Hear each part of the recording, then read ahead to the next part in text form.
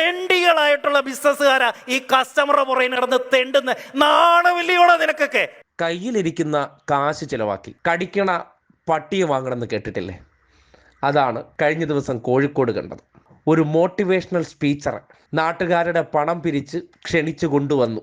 എന്നിട്ട് അയാളെ കൊണ്ട് തന്നെ ഈ ബിസിനസ്സുകാരെ എല്ലാം തെറി വിളിപ്പിക്കുന്ന ഒരു പ്രത്യേകതരം മോട്ടിവേഷണൽ ക്ലാസ്. തെറിയെന്ന് പറഞ്ഞാൽ പൊന്നോ, പൈസയും കൊടുത്ത് ഇങ്ങനെ തെറി കേൾക്കാനും വേണം ഒരു ഭാഗ്യം.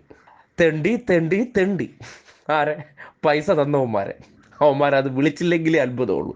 പണം കൊടുത്ത് വണ്ടിയും പിടിച്ചു വന്നിട്ട് ഇങ്ങനെ കണ്ടവൻ്റെ വായിലിരിക്കുന്ന തെറി മോട്ടിവേഷണൽ സ്പീച്ച് എന്ന പേരിൽ കേൾക്കേണ്ടി വന്നവർ ഒടുവിൽ നിയന്ത്രണം വിട്ടുപോയി.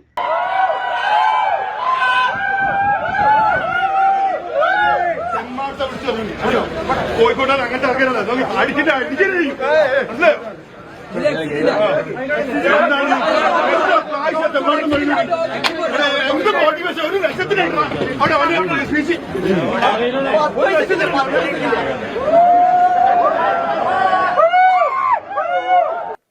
ഇത്ര ചാട തെണ്ടി വേറെ ഇല്ല എന്ന് ഈ സംഘാടകരുടെ മനസ്സിലുണ്ട്. കാരണം 1 മണിക്കൂർ തീ തീറ്റിച്ച് ഞാൻ കലിപ്പ് തീരും വരെ ഞാൻ നാണം കെടുത്തും കേട്ടോ. ഇതിവിടെ പറഞ്ഞങ്ങ് തീർന്നു. ഇല്ലെങ്കിൽ ഞാൻ ഇവിടെ നിന്ന് അങ്ങോട്ട് ഇറങ്ങിയിട്ട് ഞാനൊരു വീഡിയോ ചെയ്യും. അത് നിങ്ങൾക്ക് ഭയങ്കര ദോഷം ചെയ്യും. മാസങ്ങൾക്ക് മുന്നേ കിട്ടിയടോ ഇന്നത്തെ പൈസ.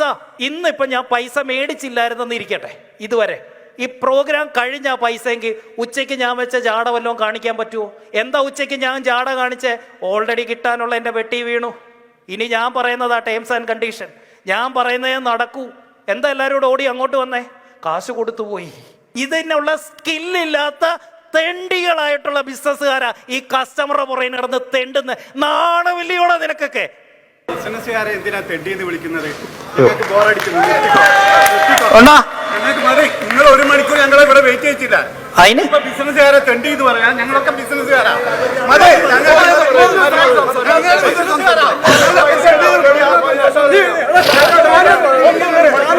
എടോ തന്നെ വിളിച്ചോ ഞാൻ.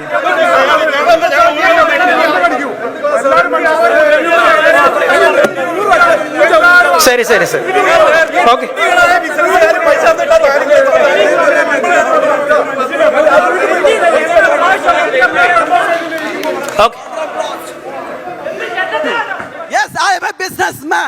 ആ കാരണം അയാൾ എന്നെ പഠിപ്പിച്ചെന്ന വേർഡാണ് കാര്യം കാണാൻ കഴുതക്കാലും പിടിപ്പിക്കണം. കാരണം ഞാനൊരു ബിസിനസ്സിലേക്ക് ഇറങ്ങിയ ആളാണ്. ഏറ്റവും വേണ്ടത് കസ്റ്റമറോട് മര്യാദയ്ക്ക് സംസാരിക്കലാണ്.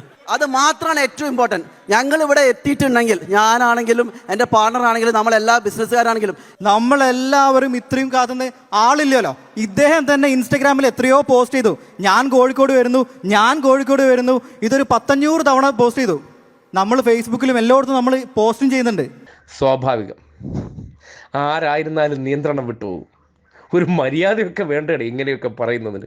അവിടെ വന്നവരുടെ പൈസ പിരിച്ച് അവന് ഫുഡും കൊടുത്ത് അവന് റെമ്യൂണറേഷൻ, അതും 1-2 അല്ല, 4 ലക്ഷം രൂപ അവന് ശമ്പളവും കൊടുത്ത് അവൻ്റെ ചെല്ലും ചിലവെല്ലാം നോക്കിക്കൊണ്ടുവരുമ്പോൾ അത് വാങ്ങി തിന്നിട്ട് അവനെ തന്നെ തെറി വിളിക്കുന്ന പ്രത്യേക മോട്ടിവേഷണൽ സ്പീച്ചർമാർ.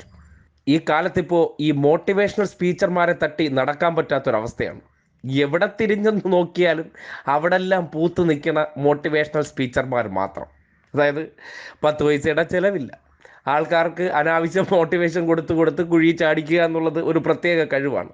നാക്കിന് നല്ല എല്ലും കേട്ടോണ്ടിരിക്കുന്നവൻ കിളി പോയവനും വേണ്ടത്ര ചിന്താശേഷി ഇല്ലാത്തവനാണെന്ന് തിരിച്ചറിയുമ്പോൾ ഇവൻ്റെയൊക്കെ മോട്ടിവേഷണൽ ക്ലാസിൻ്റെ ഡിമാൻഡ് കൂടും. അതാണ് അനിൽ ബാലചന്ദ്രൻ ഇന്നലെ കാട്ടിയത്. ഒടുവിൽ അനിൽ ബാലചന്ദ്രൻ പറഞ്ഞ ഒരവസ്ഥ തന്നെ അദ്ദേഹത്തിന് വന്നു. ഏതെങ്കിലും തെണ്ടി ബിസിനസ് ചെയ്ത് വീണു പോവുകയാണെങ്കിൽ ഒരിക്കലും അവന് കൈ കൊടുക്കരുത്. അതുപോലെ ഈ മോട്ടിവേഷണൽ സ്പീച്ചർ അവൻ്റെ വായിക്കിടക്കണ നാവ് കൊണ്ട് പൈസ കൊടുത്തവരെ തന്നെ തെണ്ടി എന്ന് വിളിച്ച് അധിക്ഷേപിച്ച് നാട്ടുകാർ പൊങ്കാലയിട്ട് ഇപ്പോൾ ചവിട്ടിയെടുത്ത് മൂലയിട്ടിട്ടുണ്ട്. ദൈവം സഹായിച്ച് ഇനി ഒരു മനുഷ്യരും ഈ മാരണത്തിനൊന്നും കൈ കൊടുക്കരുത്. നിങ്ങൾക്ക് സ്വന്തമായി ചിന്തിക്കുക ശേഷിയില്ലേ? എന്തിനാണ് ഈ മോട്ടിവേഷണൽ സ്പീച്ചർമാർ ചുമ്മാ വായി തോന്നുന്ന കോതയ്ക്ക് പാട്ടും ഏതെങ്കിലും യൂട്യൂബും ഗൂഗിളും നോക്കി കോട്സുകൾ കാണാതെ പഠിച്ചിട്ട് ആധികാരികമായി ഇതാ മോട്ടിവേഷണൽ സ്പീച്ച് നിങ്ങൾക്ക് പറ്റും ഇതവന് പറഞ്ഞാൽ മതി. 10 പൈസയുടെ ചിലവ് അവനില്ല. ഈ പറ്റും എന്ന് പറഞ്ഞു കൊടുക്കുന്നവർക്ക് എന്തെങ്കിലുമൊക്കെ ചെയ്യണമെങ്കിൽ അവർക്ക് എന്തുണ്ട്?